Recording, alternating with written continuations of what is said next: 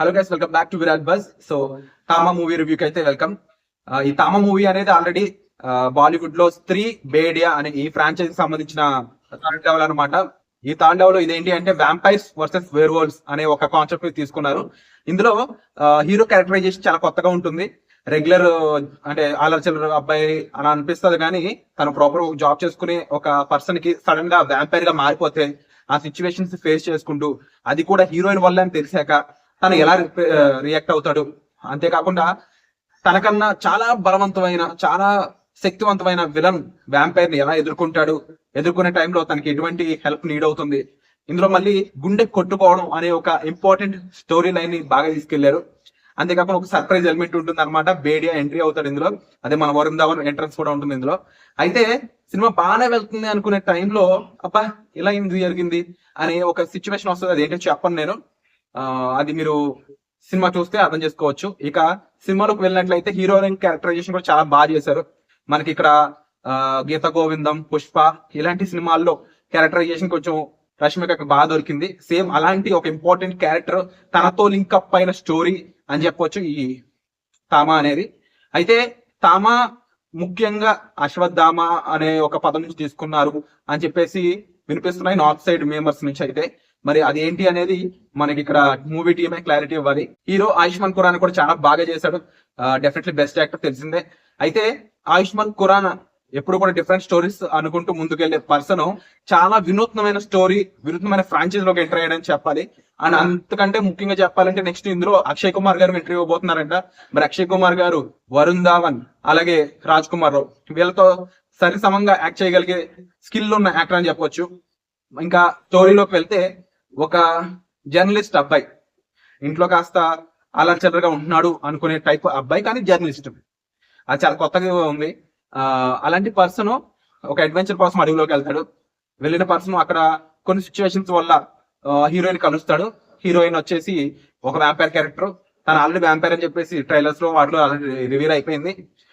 అలాంటి పర్సన్ ని మన హీరోయిన్ సేవ్ చేసినట్టు చూపిస్తాడు అనమాట. అయితే అక్కడి నుంచి మళ్ళీ తిరిగి వాళ్ళ ఇంటికి వచ్చేస్తారు. వచ్చినప్పుడు హీరోయిన్ అప్పటికే లవ్ లో పడిపోయి ఉంటుంది. అదే ఆ లవ్ లో పడిపోవడం కూడా ఒక రీజన్ ఉంటుంది. ఆ సినిమా చూస్తే మీకు అర్థమవుతుంది. ఆ టైంలో హీరో ఒక వ్యాంపైర్ ని తన లవర్ గా ఎలా యాక్సెప్ట్ చేశాడు, వాళ్ళ పేరెంట్స్ కి ఆ అమ్మాయి వ్యాంపైర్ ని ఎలా తెలిసింది, అక్కడి నుంచి కట్ చేస్తే విలన్ ఎంట్రీ. విలన్ ఎందుకు మళ్ళీ విలన్ అనే పర్సన్ ఆల్రెడీ చాలా పవర్ఫుల్. తను ఒక చోట బందీగా ఉంటాడు, విడిపించుకోవడానికి ట్రై చేస్తూ ఉంటాడు. తను విడిపించుకోవడానికి హీరోయిన్ కారణం అవుతుంది, హీరో వ్యాంపైర్ గా మారడానికి హీరోయిన్ కారణం అవుతుంది. అలా సెంటర్ ఆఫ్ అట్రాక్షన్ అనేది ఇక్కడ రష్మిక మందకకి అయితే ఇచ్చారనమాట. సో ఇక ఇక్కడి నుంచి స్టోరీ కంప్లీట్ గా ఎలా ఎవాల్వ్ అవుతూ ముందుకెళ్తుంది అనేది చాలా బాగా స్క్రీన్ ప్లే తీసుకెళ్లారు. ఇక అక్కడి నుంచి హీరోయిన్ కోసమే విలన్ ట్రై చేస్తూ ఉంటాడు, హీరో కూడా ట్రై చేస్తూ ఉంటాడు అనమాట. దానికి ఒక పర్పస్ ఉంటుంది. ఆ పర్పస్ ఏంటంటే మీకు సినిమా చూస్తే అర్థమవుతుంది. ఇక ఎండింగ్కి వస్తే హీరో విలన్ కంటే పవర్ఫుల్ అవ్వాలి, లేకపోతే విలన్ ఓడించడానికి ఛాన్సే లేదు. అలా అవ్వడానికి ఒక రీజన్ తీసుకుంటారండి. అదంత ఎఫెక్టివ్ గా అయితే అనిపించలేదు. దానికి ఒక రీజనింగ్ కూడా ఇవ్వలేదు, సరిగ్గా కన్క్లూషన్ కూడా ఇవ్వలేదు. అదేంటి అంటే ఇప్పుడు ఇక్కడ నుంచి అయితే స్పాయిలర్ రివ్యూ ఉంటుందండి. మీరు కంప్లీట్ గా స్పాయిలర్ అంటే తెలుసుకోవాలంటే వీడియో చూడండి, లేదంటే ఇక్కడ నుంచి వీడియో ఆపేసి మీరు సినిమా చూసాక వీడియో చూడొచ్చు. సో స్పాయిలర్ ఏంటంటే హీరో వచ్చేసి ఒక normal vampire, young vampire. Villain వచ్చేసి ఒక ఎన్నో వేళ్ళు, దాదాపు 5-8 ఏళ్ళు పైన బలపడిన ఒక వ్యాంపైర్ లాగా, ఒక రాక్షసుడు లాంటి వ్యాంపైర్ అనమాట. రాక్షసుడు వేరు, వ్యాంపైర్ వేరు, అది మీ బుక్స్ అర్థమవుతుంది. రాక్షసుడు అంత పవర్ఫుల్ వ్యాంపైర్ అనమాట. అలాంటి వ్యాంపైర్ ని మన హీరో ఫైట్ చేసి ఓడించాలి. అక్కడ ఏం చేస్తారంటే అక్కడ ఒక విగ్రహం ఉంటుంది అనమాట. హిందూ మైథాలజీకి సంబంధించిన ఒక విగ్రహం ఉంటుంది. తన కడుపు దగ్గర ఒక రకమైన ఒక స్టోన్ ఉంటుంది అనమాట. హీరోయిన్ వాయిస్ పరంగా చాలా పవర్ఫుల్.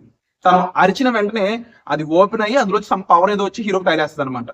అంతే. హీరో జనరల్ వ్యాంపైర్స్ గుండె కొట్టుకోదు, కానీ మన హీరో వ్యాంపైర్ కి మాత్రం గుండె కొట్టుకోవడం స్టార్ట్ అవుతుంది. అంతే. ఇక్కడ నుంచి విలన్ కంటే చాలా పవర్ఫుల్ హీరో అయిపోయాడు అని చెప్తారనమాట. ఈ కన్క్లూజన్ నాకు అంతగా అనిపించలేదు, అంత కిక్ అనిపించలేదు. సో తర్వాత హీరో విలన్ ఓడించేస్తాడు, అంత అయిపోయింది అనుకుంటాం.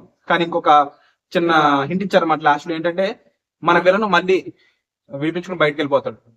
విలన్ ఏంటంటే మనుషుల రక్తం తాగేసి బలంగా అయిపోతూ ఉంటాడు. హీరో అలా బలంగా అవ్వడు, ఎందుకంటే హీరో మనుషుల రక్తం తాగే ఇంట్రెస్ట్ ఉండదు కాబట్టి, తను మంచోడు కాబట్టి.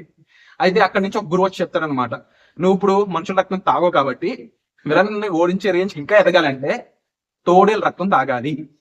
అంతే, ఇక్కడ కట్ చేస్తే బేడియా అన్నమాట. సో నాకు తెలిసి నెక్స్ట్ ఇది ఒక సినిమాటిక్ యూనివర్స్ కి తీసుకెళ్ళిపోతున్నారు.